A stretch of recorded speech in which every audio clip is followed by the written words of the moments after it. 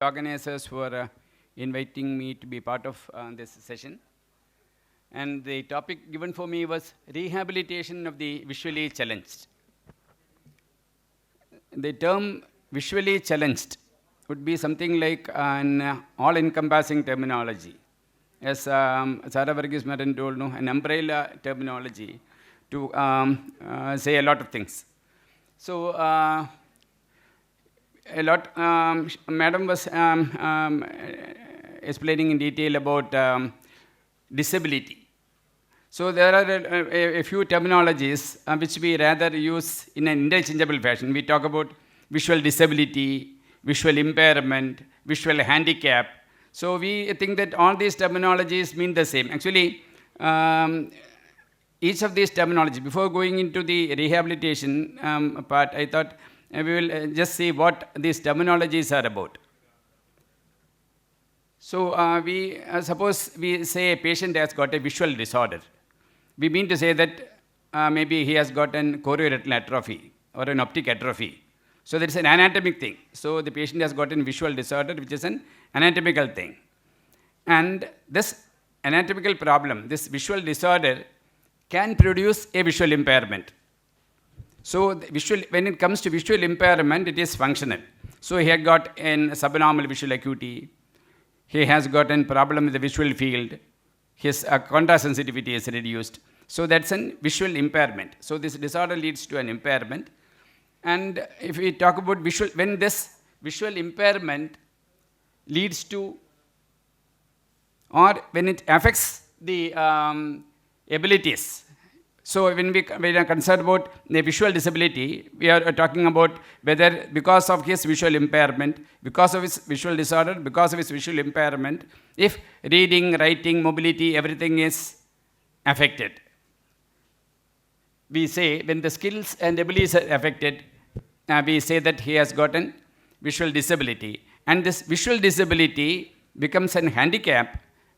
Visual disability becomes a visual handicap when there are socio-economic consequences which leads to loss of independence, and extra effort is needed by the patient to get integrated into the normal environment. So that's the visual disability. So these terminologies are a bit different, and they mean differently. So if we come to visual rehabilitation visually challenged, our aim of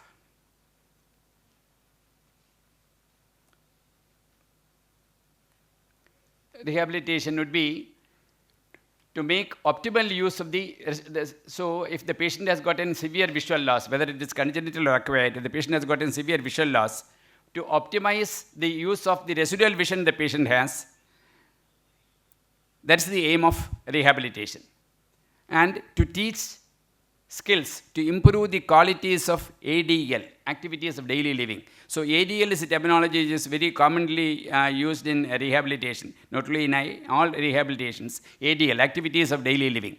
So to teach skills to improve the quality of activities of daily living and to adapt to the visual loss and improving the psychosocial functions. That's the aim of rehabilitation. So if we put it in other words, visual rehabilitation aims at developing independent living skills for the visually impaired and to develop self-confidence to get integrated into the society. So for a visually impaired person to get integrated into society, actually he should develop independent living skills, he should develop the self-confidence, and at the other end we have got another thing. Not only the visually impaired, all the differently abled persons, the society at large. So we say we are a very civilized society, modern society.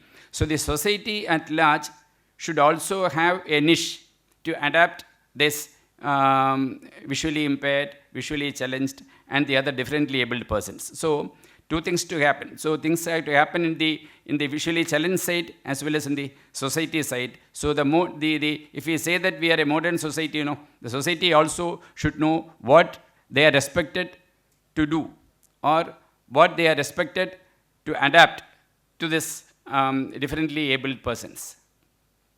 So as ophthalmologists or trained optometrists, when we see a visually challenged person, we can, in a person who has got low vision, not the totally blind, in the low vision group, we have a lot of visual aids depending upon the patient's needs. So we have got the,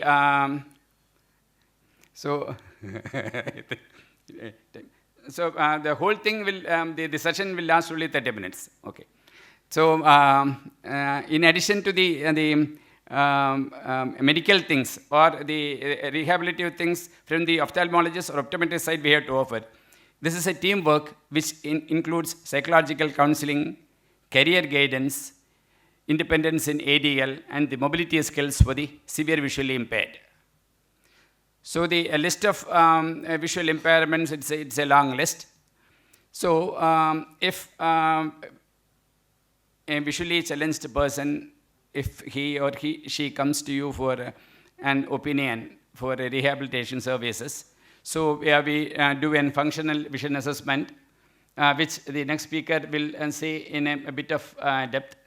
We take a detailed history and goals for the patient in rehabilitation. It's all tailor-made.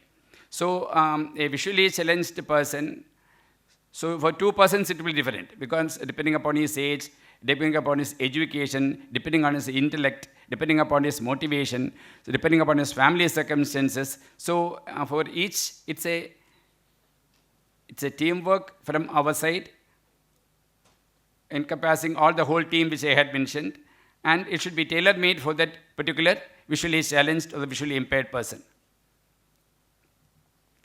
So here the history, the history in rehabilitation would be a bit different from the usual history that we take on the medical side. So along with the patient details, occupation is very important. This particular visually challenged person who has come to you, maybe he is a student, maybe he is doing some work. So as Sarah Madam told, no, there are a lot of people who just sit idle because of their visual impairment. They just remain with the confines of their home. They are doing an occupation. What is their occupation? Is it suited for their visual problem? Is there any better thing you can offer? So occupation of the person is important. Living situations, his housings, socioeconomic status, and how he moves about. So living situation is important. The general health of the patient, any other limitations other than the visual impairment the patient is having. So, and family history. When we look at family history here, the family history is not like whether the patient has got optic atrophy or chorioretinal problems running in their family. Here the importance is who are all there in the family, what's their educational status, the parents or the siblings, are they educated enough, are they motivated enough to help this particular person to get rehabilitated into the society. So that's what is important in family history here. And any previous low vision care services the patient has had, whether he or she had some other low vision services, whether he was happy with that, whether he stopped it in between, did he stop it because of some problems. So when a person comes to you for services, no, you have a detailed history of all these things. So a person with a visually challenged person, so the patient will have, so he has come to you for a rehabilitation, maybe for distant visual tasks, near visual tasks, for computer usage, for a mobile phone usage. So if we have distance visual tasks, if a person who is confined to the home mainly, his distance visual rehabilitation must be just for watching TV and just recognizing faces of his relatives or whoever comes into his house. Whereas for a student, it should be the distance visual task should be seeing the blackboard, spotting the traffic signals. And if you look at the near vision visual tasks that you may have to help, that will be what you can do on the rehabilitation side for reading and writing. And computers and mobiles have now come a long way in the rehabilitation services. So if a visually challenged person has to use a computer, so to read the text, so now you have ample things to increase the font and things like that. So to see the cursor on the monitor, icons on the screen, how to use the keypad. So all this, we have got now rehabilitation services we can offer. And for the mobile has now come in very handy. So in the mobile also, to use the keyboard, to see the messages, to see the contact numbers. So that also needs a training, which we can now abundantly give. And other than the things, distance, near, computer, and mobile, no, light sensitivity is another thing which many of the visually challenged people know. Glare is a problem which many people have, which make them disabled. So light sensitivity issues to be addressed as a part of rehabilitation, and mobility issues for the visually impaired also needs addressing. So in the severely visually challenged, no, even the activities of daily living, it starts from very, very basic things, because every person, whether he is visually challenged or otherwise, no, everybody has gotten a self-esteem. So personal hygiene, seeing food on the table, color perception, identifying the currencies, identifying the denominations. So as a part of visual rehabilitation, no, we aim to make the people enabled in all these activities of daily living, as well as get them integrated into the society at large. So we have got a lot of optical, non-optical, electronic, and assistive technologies. I'm not going into the details. And the next speaker, Manjula Devi Sharma, will talk a bit more about this optical, non-optical, and electronic devices and assistive technologies, which have now come a long way in rehabilitation.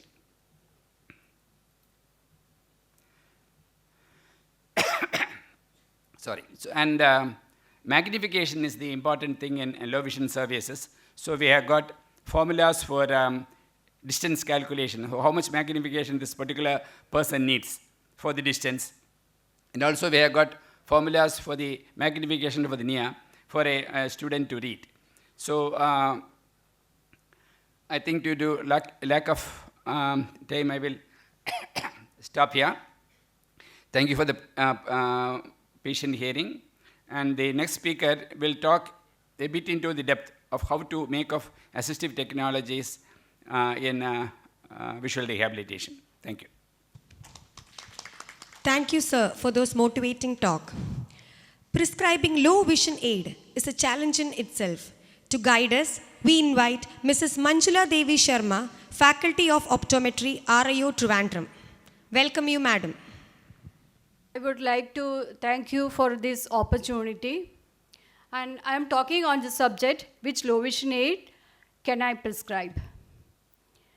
Before deciding a particular aid for a condition or a disability, the accurate measurement of functional vision is very important.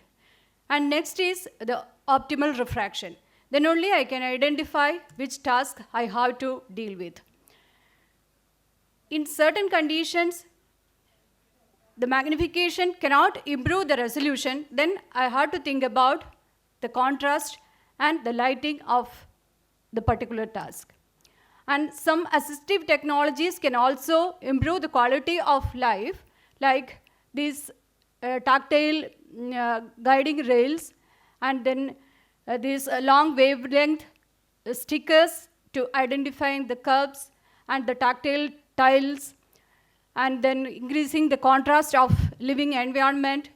And in case of children, in case of children, the early intervention is very important to habilitate with the changing visual environment and the newer low vision devices, and also for improvement of their functional vision. And this, I think, this slide can explain how the magnification is working. The scotomatous area is remaining the same while doing the magnification, that text behind the scotoma occupying the more area of the retina, and so it become visible. Whatever the optical devices we are using in the low vision clinic is only as plus lenses or the convex lenses.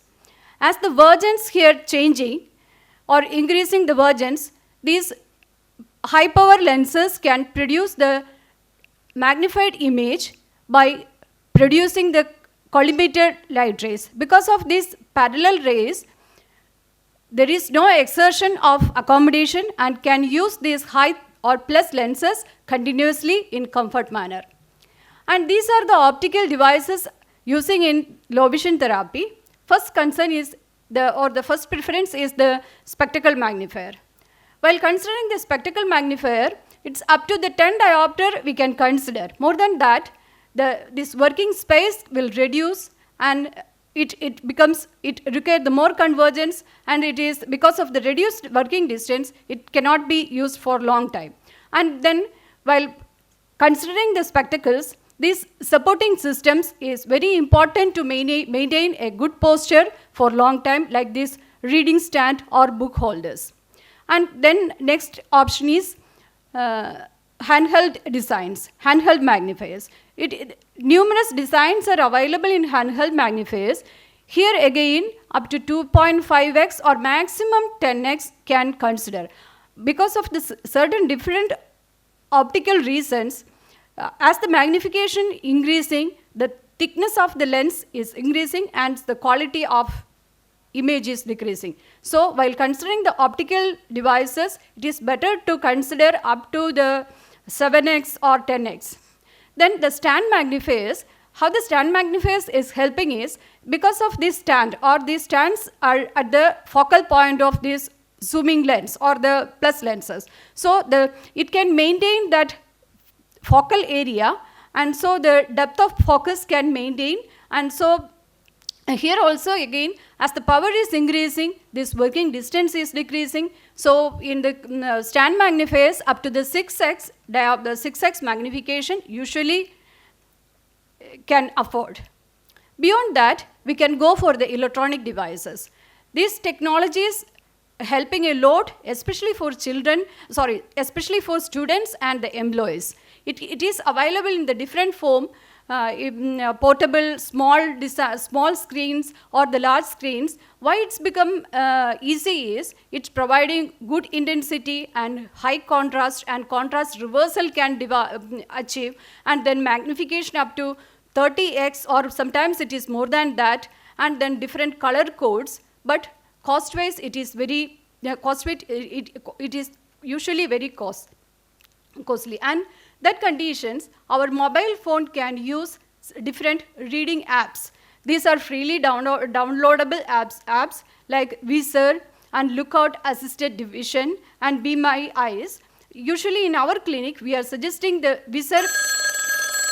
We are suggesting the Visor because this is easily downloadable in Android phone and the iPhones. And then another techniques that is very useful for the students who are appearing the examinations. There are in Microsoft itself, we can go into the control panel and the different settings, through the different settings, the tools and the font of the screen itself we can magnify, and it is very useful for the students appearing the online examination like bank test and the staff selection examinations like that.